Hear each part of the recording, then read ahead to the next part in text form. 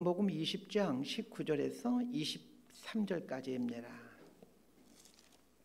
요한복음 20장 19절에서 23절까지 말씀입니다. 번갈아 가면서 읽도록 합니다. 제가 먼저 읽겠습니다. 이날 곧 안식 후 첫날 저녁 때에 제자들이 유대인들을 두려워하여 모인 곳의 문들을 닫았더니 예수께서 오사 가운데 서서 이르시되 너희에게 평강이 있을지어다. 이 말씀을 하시고 손과 옆구리를 보이시니 제자들이 주를 보고 기뻐하더라. 예수께서 또 이르시되 너희에게 평강이 있을지어다. 아버지께서 나를 보내신 것 같이 나도 너희를 보내노라. 이 말씀을 하시고 그들을 향하사 숨을 내쉬며 이르시되 성령을 받으라. 23절 함께 읽습니다.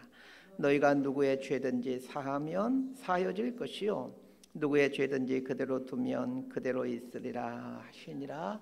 아멘. 기도하고 말씀 선포합니다. 하나님 아버지, 오늘 거룩한 오늘 부활주일을 허락해 주셔서 또 주님의 부활하심을 기억하고 또 기념하고 또 하나님께 영광 올려드릴 수 있도록 예배를 드리게 해 주시니 감사드립니다. 오늘도 겸손히 하나님 앞에 서서 오늘도 우리 각자에게 들려주시는 말씀을 온전히 붙들고 또 믿음으로 살아가고 또 믿음의 도전을 하며 살아가는 우리 모두가 될 수 있도록 은혜를 내려 주옵소서. 예수님 이름으로 기도드리옵나이다. 아멘. 20세기 최고의 기독교 변증가인 C.S. 루이스는 한때 지독한 무신론자였습니다. 어린 시절에는 부모님을 따라 교회를 다녔으나 15살이 되면서 무신론자가 됐죠. 그리고는 기독교의 아주 적대적인 삶을 살아갑니다. 그러다가 이제 30살에 크리스천으로 다시 태어나게 됩니다. C.S. 루이스는 나니아 연대기 또 순전한 기독교 스크루테이프의 편지와 같은 작품으로 우리에게 아주 친숙한 분입니다. 기독교에 적대적이었던 C.S. 루이스가 크리스천으로 돌아오게 된 이유를 이 순전한 기독교라는 이 본인의 책에서 이렇게 소개해주고 있습니다. 제가 그걸 그대로 읽어드립니다. 대개 실제란 정말 당신이 짐작할 수 없는 무엇이다. 이것이 내가 기독교를 믿는 이유 중 하나이다. 기독교는 당신이 넘겨짚지 못할 종교다. 기독교에서 제시하는 우주가 그저 우리가 늘 예상하던 대로라면 그것을 우리가 지어냈다라고 느껴질 것이다. 그런데 사실 기독교는 누구도 지어낼 만한 것이 아니다. 거기에는 진품에서만 볼 수 있는 묘한 특이점이 있다. 우리 시대 가장 영향력이 있는 복음주의자 중에 한 분인 이 팀 켈러 목사님이 그의 책 부활을 입다라는 책에서 아까 제가 위에서 읽어드린 이 C.S. 루이스의 글을 인용합니다. 그러면서 이런 말을 합니다. 회심은 바로 거기서 시작된다. 당신은 평생 하나님을 믿었을지 모르지만 회심하려면 그분이 당신이 바라는 신이 아님을 깨달아야만 한다. 그러면서 팀 켈러 목사님은 회심이 이루어지려면 하나님이 길들여지지 않고 살아서 존재하는 실존하는 분이어야 한다라는 말을 합니다. 이해하기 쉽게 설명을 드리자면 이런 뜻입니다. 기독교인이 되었다 하지만 진정한 의미에서 회심이 없는 것은 자기가 바라는 하나님을 믿고 있기 때문이라는 것입니다. 자기가 바라는 하나님을 믿고 있다라는 말이 이 뼛속 깊이 파고듭니다. 팀 켈러 목사님은 자기가 바라는 하나님은 각자가 만들어낸 1차원적인 신이다라고 말하면서 진짜 회심을 하기 위해서는 자기가 바라는 하나님이 아니라 자기가 전혀 생각하지 못한 자기 생각 안에서 길들여진 하나님이 아니라 실제로 존재하는 실존하는 하나님을 만나야 한다라고 얘기를 합니다. 그러면서 현대 그리스도인들의 상당수가 자기가 만든 하나님, 즉 자기가 바라는 하나님을 믿고 있다라고 얘기를 합니다. 팀 켈러 목사님이 이 부활을 입다라는 책을 통해서 말하고 싶었던 핵심은 이 길들여지지 않는 하나님을 만나게 될 때 그제서야 온전한 그리스도인으로, 즉 회심한 그리스도인으로 변하게 된다는 것입니다. 그렇다면 우리가 그리스도인으로 매 순간 새로워지기 위해서는 이 길들여지지 않는 하나님을 찾고 또 찾는 습관을 길러야 합니다. 사복음서를 읽을 때면 종종 생기는 의문이 있습니다. 제자들이 예수님의 제자가 되어 예수님과 동고동락하며 예수님의 입에서 나오는 주옥 같은 가르침을 3년이나 듣고 예수님께서 행하던 그 수많은 기적들을 수도 없이 직접 목격하였지만 예수님이 십자가에 달려 돌아가실 때의 제자들의 행동을 보면, 그리고 부활하실 때의 제자들의 모습을 보면 예수를 모르는 사람이나 별 차이를 느낄 수가 없다는 것입니다. 예수님과 동고동락하면서 3년이나 예수님의 가르침을 받고 예수님께서 행하신 숱한 그 기적들을 보고 심지어는 예수님께서 주신 능력을 가지고 여러 가지 귀신을 쫓아내고 병을 고치고 이런 능력을 행했던 제자들인데, 정작 예수님이 십자가에 달려 돌아가실 때 보여준 이 제자들의 이 부끄러운 모습은 예수님을 모르는 사람들과 아무런 차이가 없다는 것입니다. 제자들의 이러한 모습은 목회를 하는 저에게는 큰 절망이 아닐 수 없습니다. 예수님과는 비교할 수 없는 아무런 능력 없는 제가 하는 설교, 어떻게 성도들이 변화될 수 있겠습니까? 예수님의 설교를 듣고 변화되지 않는데 말입니다. 오늘 본문은 부활하신 예수님이 부활하신 날 저녁에 제자들에게 찾아오는 모습을 다루고 있는데, 이 부활하신 예수님이 제자들을 찾아오실 때 보인 제자들의 행동을 보게 되면 3년 동안이나 예수님으로부터 훈련을 받은 사람이 맞는가 할 정도로 한심하기 짝이 없습니다. 그런데 이 한심한 제자들이 이제는 더 이상 예수님으로부터 어떤 가르침도 받지 않고 예수님이 행하시는 어떤 기적도 보지 않는데 오늘 본문 이후로 위대한 사도로 살아가더라는 것입니다. 그렇다면 이 오늘 본문에 제자들의 삶을 완전히 바꿔놓은 어떤 중요한 일이 있었다는 것을 알게 됩니다. 그것이 무엇일까요? 자, 오늘 본문 19절 말씀을 우리 함께 읽도록 하겠습니다. 시작. 이날 곧 안식 후 첫날 저녁 때에 제자들이 유대인들 두려워하여 모인 곳의 문들을 닫았더니 예수께서 오사 가운데 서서 이르시되 너희에게 평강이 있을지어다. 예수님께서 십자가에 달려 돌아가신 날은 금요일로 우리는 통상 그날 성금요일이라고 부르죠. 자, 그날 저녁부터 유월절이 시작이 됩니다. 금요일 저녁부터 이스라엘의 명절인 유월절이 시작되고 그 다음 날인 토요일 아침부터를 통상 유대인들은 무교절이다라고 부릅니다. 유월절과 무교절이 이렇게 같은 때에 있기 때문에 하나의 절기로 이해하곤 했죠. 유월절이면 사람들은 통상 7일 정도 예루살렘에 머물면서 이 유월절 절기를 지킵니다. 유월절은 이스라엘 최고의 명절이기에 예수님이 십자가에 달려 돌아가신 날부터 시작하여 일주일 동안 이 예루살렘은 발 디딜 틈 없이 많은 사람들로 북적였습니다. 이 역사 기록에 의하면 예수님 시대에 한 200만 명 정도가 유월절 명절 때 모이곤 했다라고 전해지고 있습니다. 이 예루살렘이 발 디딜 틈 없을 만큼 많은 사람들로 가득 차 있지만 이 밖으로 나올 수 없는 사람들이 있었습니다. 제자들입니다. 제자들이 문 밖으로 나오지 못하는 이유가 있습니다. 예수님을 십자가에 매달아 죽인 종교 지도자들이 자신들도 잡아 죽일 것이라고 생각했기 때문입니다. 그러기에 제자들은 이스라엘의 최고 명절인 유월절의 기쁨을 만끽하기는커녕 금세라도 들이닥칠 군인들의 발자국 소리에 숨을 죽이며 문을 꼭꼭 잠그고 숨어 있어야만 했습니다. 19절을 보면 제자들이 유대인들을 두려워하여 모인 곳의 문들을 닫았다 이렇게 말하고 있습니다. 이 닫았다라고 이 번역되는 헬라어 클레이오라는 단어는 하늘이 비를 내리지 않게 하늘의 입구를 막다라는 뜻의 단어입니다. 우리말에도 오랜 가뭄이 지속되면 하늘에 바늘구멍 하나 없다 이런 표현을 쓰곤 합니다.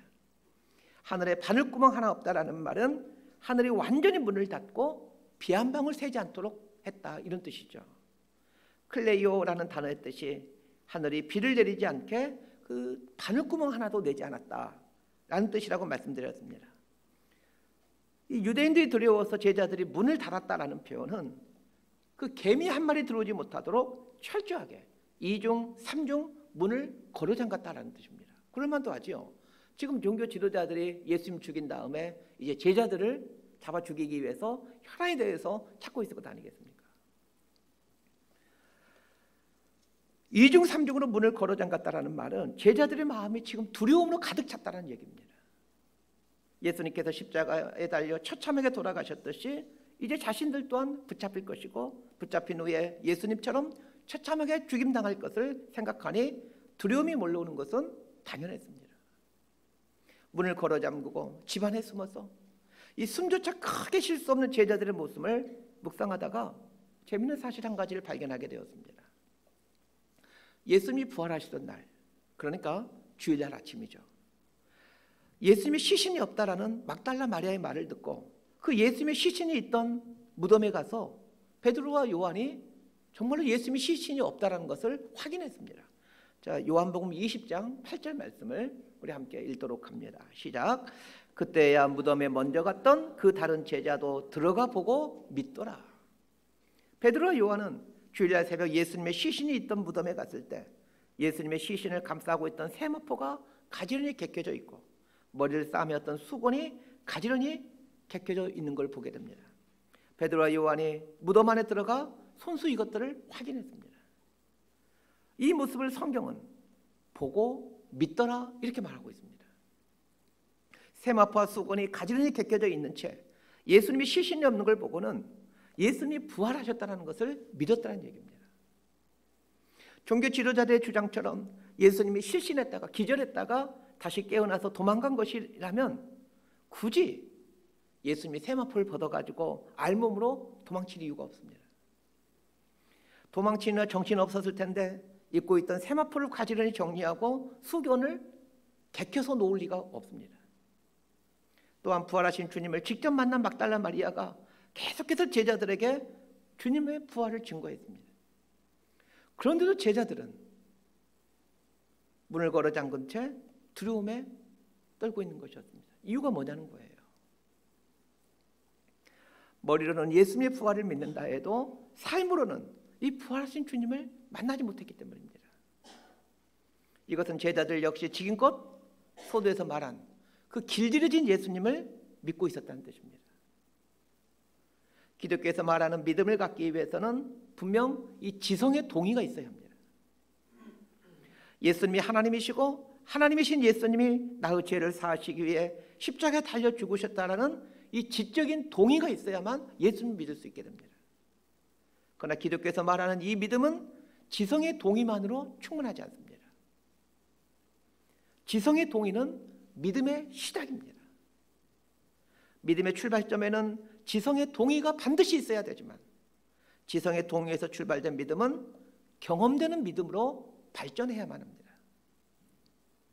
지성의 동의에서 멈춰버린 믿음이 얼마나 불완전한 믿음인지를 보여주는 것이 오늘 본문 이 19절에 두려워하여 모인 곳의 문들을 닫았더니 라는 말입니다.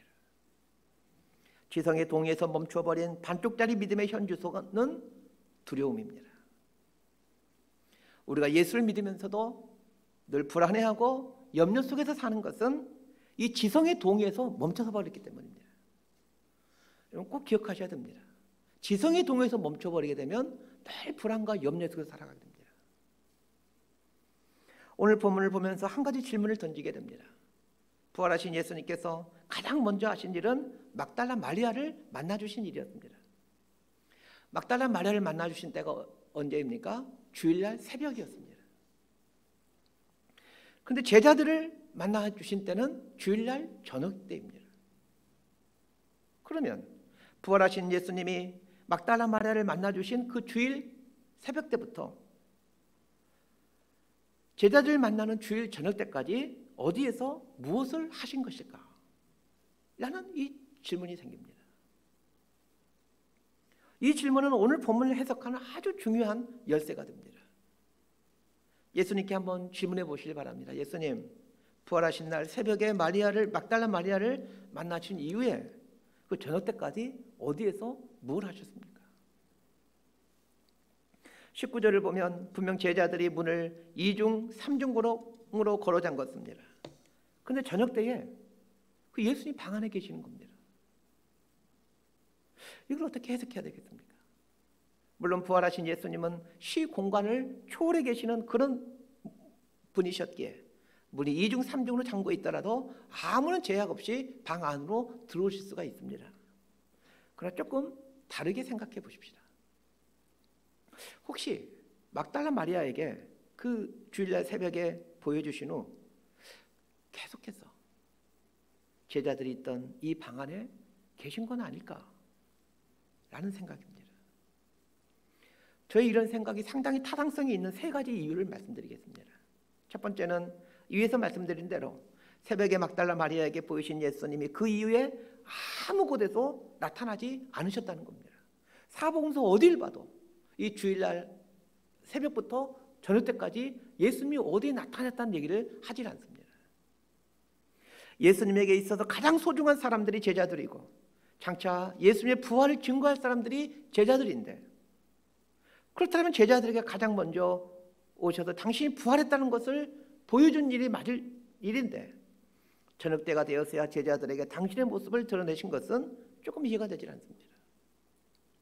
부활하신 예수님이 주일날 아침부터 저녁 때까지 제자들이 숨어있는 방에 함께 있었다고 판단되는 두 번째 이유가 있습니다.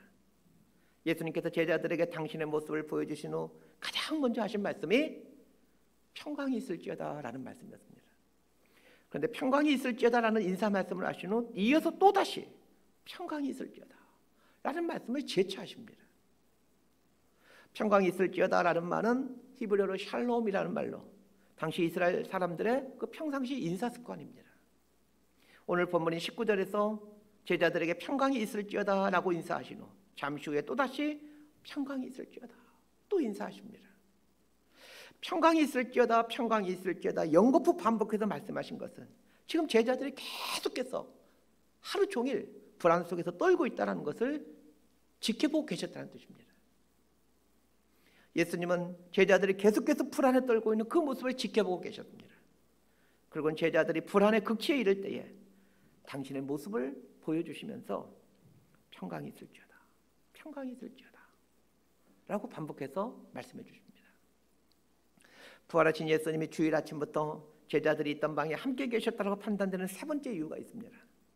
예수님께서 제자들에게 부활하신 당신의 모습을 보여주신 후 명령을 하십니다. 자, 21절 말씀을 함께 읽도록 하겠습니다. 시작. 예수께서 또 이르시되 너희에게 평강이 있을지어다. 아버지께서 나를 보내신 것 같이 나도 너희를 보내노라. 부활하신 후에 예수님께서 제자들에게 주신 첫 번째 명령이면서 유일한 명령은 나도 너희를 보낸다라는 것입니다. 제자들 입장에서 이 말을 해석하면 부활하신 주님을 증거하기에 이제 어디론가 떠나야만 한다는 것입니다. 그리고 실제로 예수님이 승천하신 후 제자들은 이제 각자의 자리로, 각자의 부르심의 자리로 떠나서 이 부활하신 주님을 증거하다가 생을 마치게 되죠. 자, 그런데 부활하신 주님을 증거하기 위해 제자들이 어디론가 가야 되는데 제자들이 가서 부활의 주님을 전해야 되는 곳은 그 사람의 눈으로 예수님을 볼 수 없는 곳이죠. 눈에 보이지 않게 예수님이 자신들과 함께 계실 거란 생각을 할 수가 없습니다. 그러나 예수님은 제자들이 가는 곳 어디에나 늘 함께 계십니다. 제자들이 가는 곳 어디에나 주님이 함께 있다는 것을 깨닫도록 하기 위해 예수님은 제자들이 두려움에 떨고 있던 그 집안에 계속해서 함께 계신 후 저녁 때가 되었을 때 지금까지 계속해서 제자들과 함께 있었다는 것을 알려주신 것입니다. 지금까지 너희들과 함께 있으면서 너희들이 두려워 떨고 있는 걸 보고 있었다, 그런 뜻입니다. 그래서 평강이 있을지어다, 평강이 있을지어다 라고 말씀하시는 겁니다.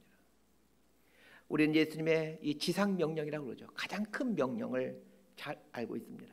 마태복음 마지막 장 마지막 절이 예수님의 지상 명령입니다. 그 말씀이 어떤 말씀입니까?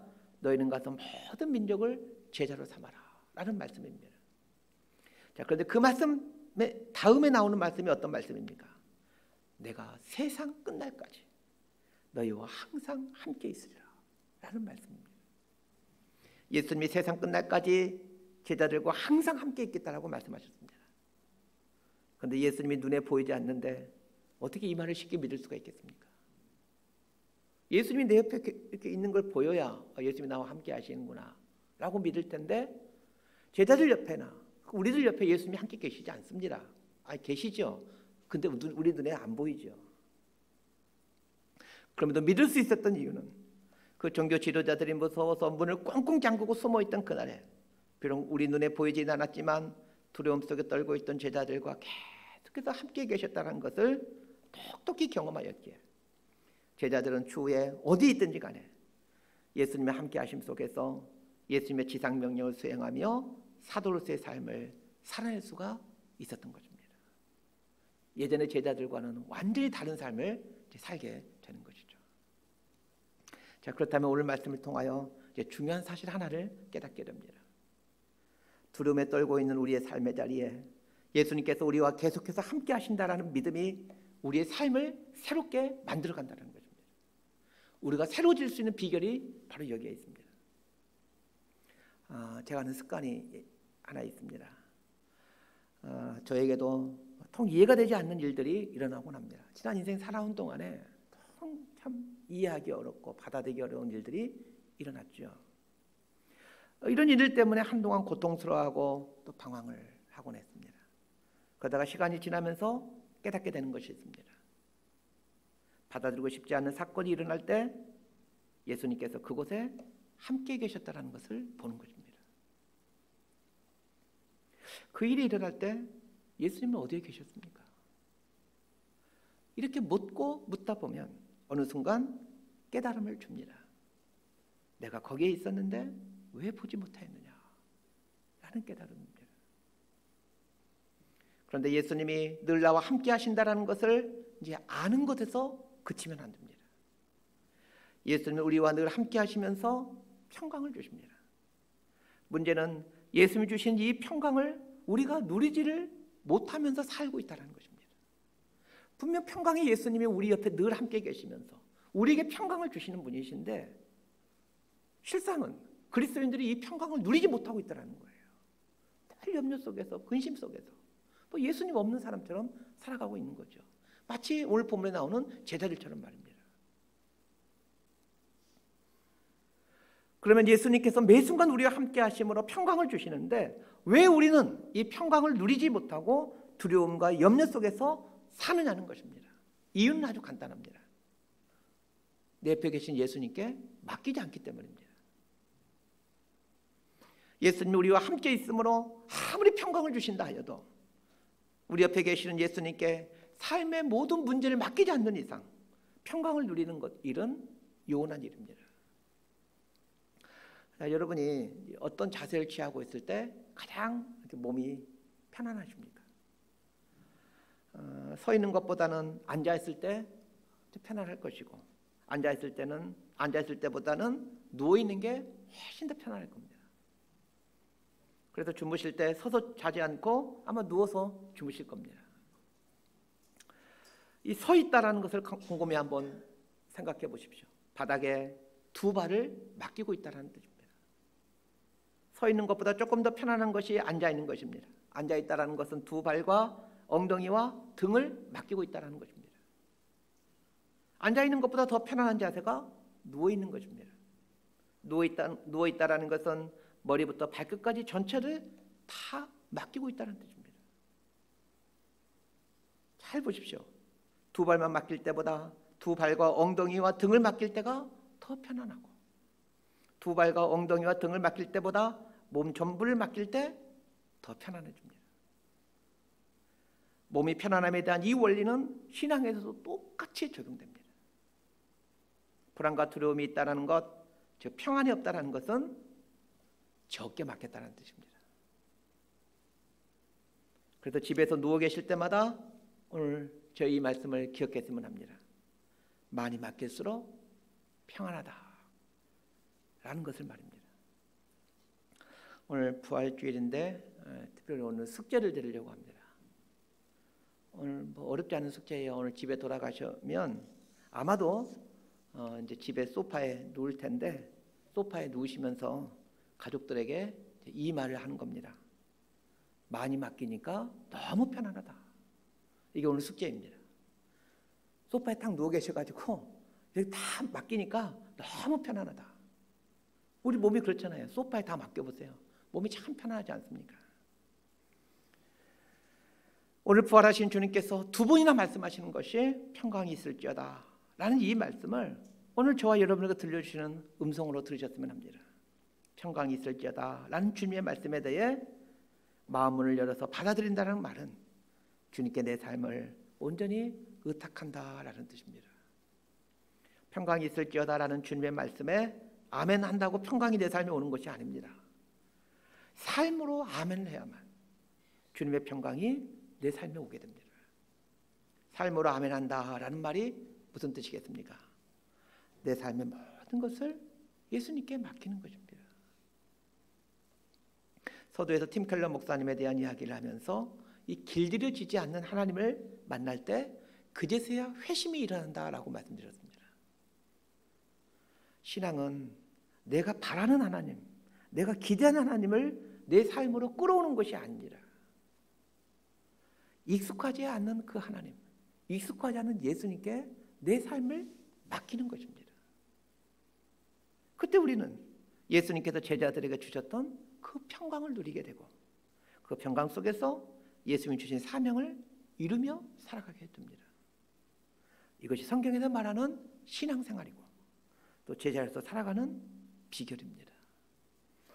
부활하신 예수님께서 제자들에게 나타나 부활하신 모습을 보여주신 가장 큰 이유는 제자들을 보내시기 위함이었습니다.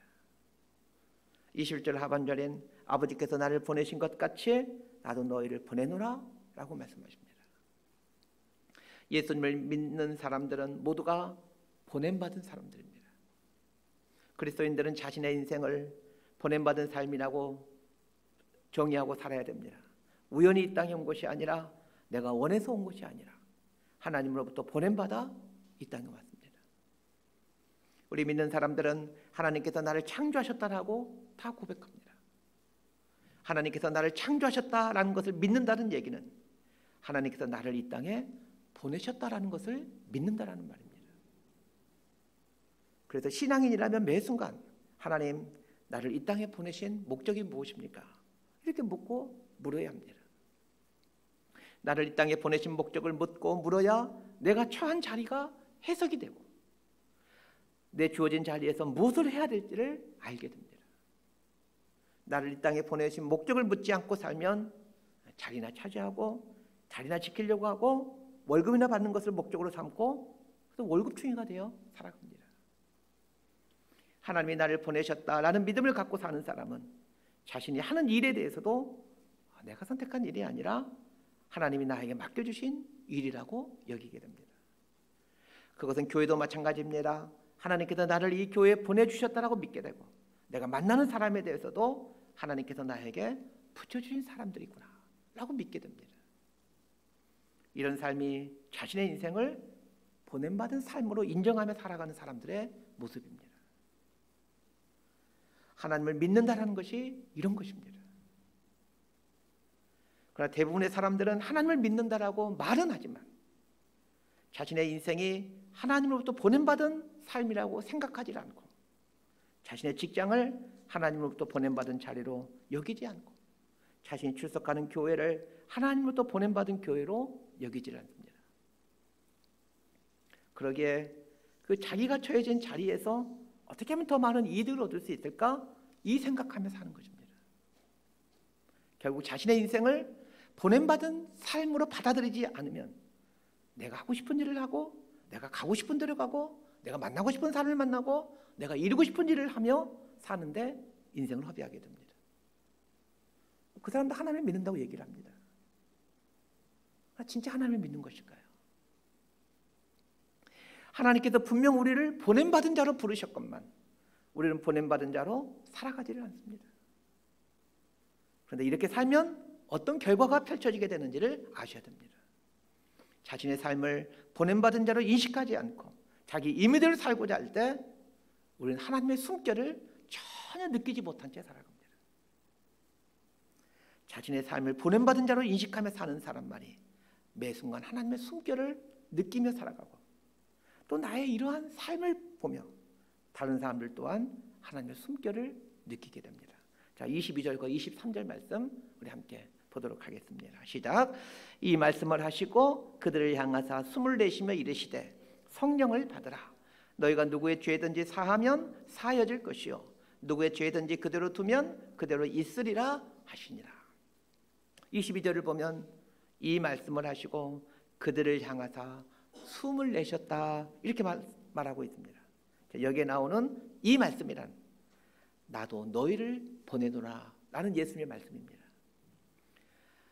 그렇게 성령을 받으라라는 말씀은 나도 너희를 보내노라 라는 말씀과 연결해서 이해해야 됩니다. 자신의 삶을 보냄받은 삶으로 인식하고 보냄받은 자답게 살아가도록 예수님은 성령님을 주십니다. 보냄받은 자의 삶을 살기 위해서는 반드시 성령님이 함께 있어야 하기 때문입니다. 자, 그런데 예수님께서 제자들을 세상으로 보내시면서 성령을 받으라 라고 말씀하시는데 숨을 내쉬면서 성령을 받으라 말씀하십니다. 그냥 성령을 받으라 이렇게 말씀만으로도 성령을 주실 수 있었을 텐데 왜 예수님은 숨을 내쉬면서 성령을 받으라 라고 말씀하신 것일까요? 이것은 성령을 받는다라는 것이 무엇인지를 말해주기 위함입니다. 도대체 성령을 받는다라는 것은 무엇입니까? 사람들은 성령 받는다는 걸 생각할 때 불 받아서 떼굴떼굴 구르는 것이나 아니면 방언을 받는 것을 생각하곤 합니다. 물론 그것도 성령 받는 것이죠. 지금부터 성령을 받는다라는 것이 무엇인지를 보겠습니다. 예수님은 제자들에게 성령을 받으라고 하시면서 숨을 내쉬셨습니다. 숨을 내쉰다라는 헬라어 단어는 엠프히사오라는 단어입니다. 이 단어는 불다, 숨을 쉬다라는 뜻으로 신약 성경에서는 오늘 보면 여기에서 딱 한 번만 등장하는 단어입니다. 그런데 이 단어가 구약 성경에는 2번 사용됩니다. 히브리어로 된 구약 성경을 헬라어로 번역한 구약 성경을 가리켜서 72년 성경이라고 부릅니다. 지구상에 현존하는 가장 오래된 구약 성경이 바로 이 72년 성경입니다. 이 72년 성경에 숨을 내쉬다라는 단어인 엠프이사오라는 단어가 딱 2번 사용됩니다. 숨을 내쉬다라는 엠프이사오 단어가 나오는 구약 성경 본문을 인용하는 것은 이 숨을 내쉰다라는 것이 무슨 뜻인지를 알기 위함입니다. 창세기 2장 7절 말씀 함께 보도록 하겠습니다. 시작. 여호와 하나님이 땅의 흙으로 사람을 지으시고 생기를 그 코에 불어넣으시니 사람이 생명이 되니라. 여기서 어떤 단어가 엠프이사오라는 단어인지 금방 아실 겁니다. 생기를 불어넣으시니라는 단어입니다. 하나님께서 사람을 지으실 때 하나님의 생기를 불어넣어주셨습니다. 하나님의 생기가 들어오는 것이 이 성령을 받으라라는 것의 의미입니다. 자, 두 번째 나오는 것은 에스겔서입니다. 우리 에스겔서 37장 9절과 10절 말씀 함께 읽습니다. 시작. 또 내게 이르시되 인자야 너는 생기를 향하여 대언하라. 생기에게 대언하여 이르기를 주 여호와께서 이같이 말씀하시기를 생기야 사방에서부터 와서 이 죽음을 당한 자에게 불어서 살아나게 하라 하셨다 하라. 이에 내가 그 명령대로 대언하였더니 생기가 그들에게 들어가매 그들이 곧 살아나서 일어서 나는데 극히 큰 군대더라. 불어서 살아나게 하라라는 단어가 이 엠프이사오라는 단어입니다. 성령을 받는다라는 것은 살아나게 되는 것을 말합니다. 구약 성경에 딱 2번 엠프이사오라는 단어가 나오는데 하나님께서 사람을 창조하실 때 코에 숨결을 불어넣음으로 사람이 생명이 되게 하는 것 여기서 한번 사용되고 그 에스겔서에서 뼈들에게 숨결을 불어넣자 군대가 되는 모습을 말하면서 사용됩니다. 예수님께서 제자들에게 성령을 받으라 라고 하시면서 숨을 내신 것은 하나님의 숨결이 들어오도록 하기 위함이었습니다. 이처럼 하나님 입에서 나오는 숨결은 사람의 존재 자체를 완전히 바꿔놓습니다.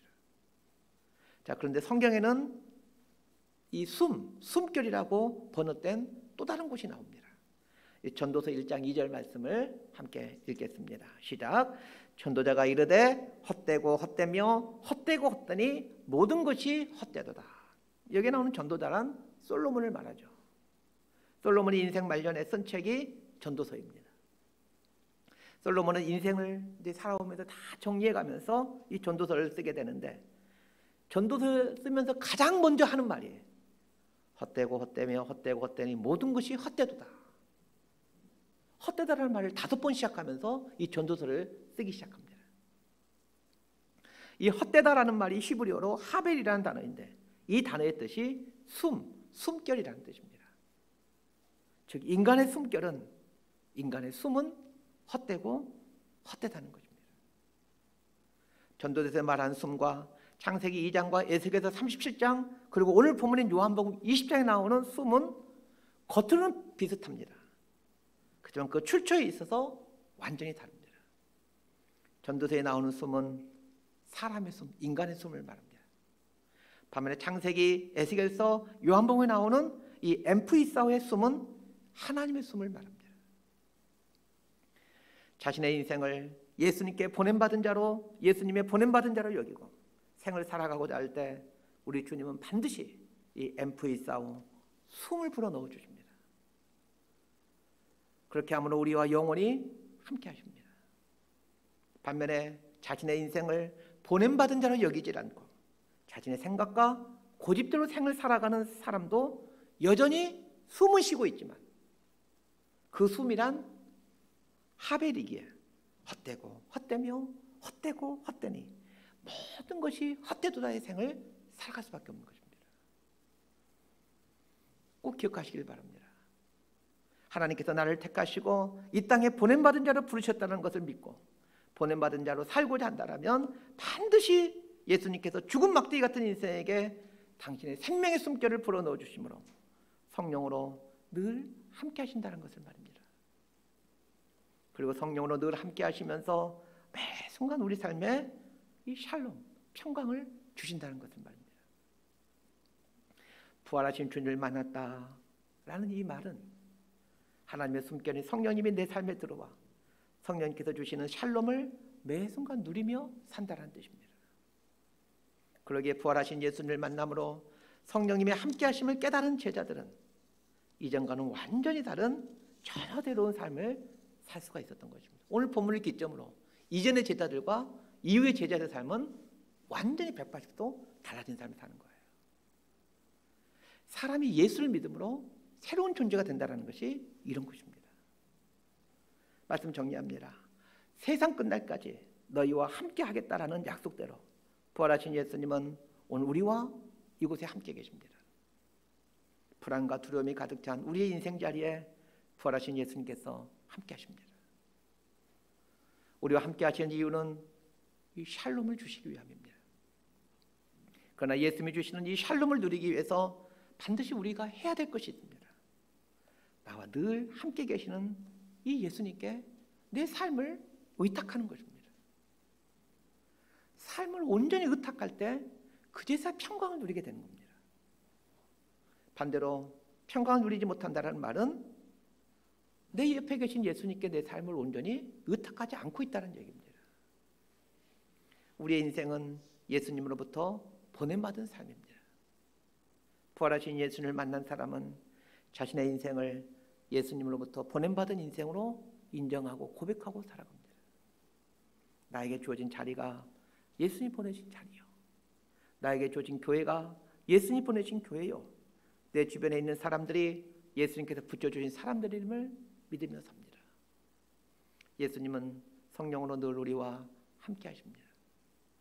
내가 세상 끝날까지 너희와 항상 함께 하리라 라고 약속하신 것처럼 항상 우리와 함께 계십니다. 주님이 부활하던 날 두려움에 떨며 문을 꽁꽁 잠그고 있었던 제자들과 하루 종일 그들과 함께 계셨던 것처럼 말입니다. 이 한 주간도 우리와 항상 함께 계시는 이 부활하신 주님과 더불어 살아가며 예수님이 주시는 평강을 누리며 살게 되는 저와 여러분의 삶이 되기를 진심으로 소망하고 축복합니다.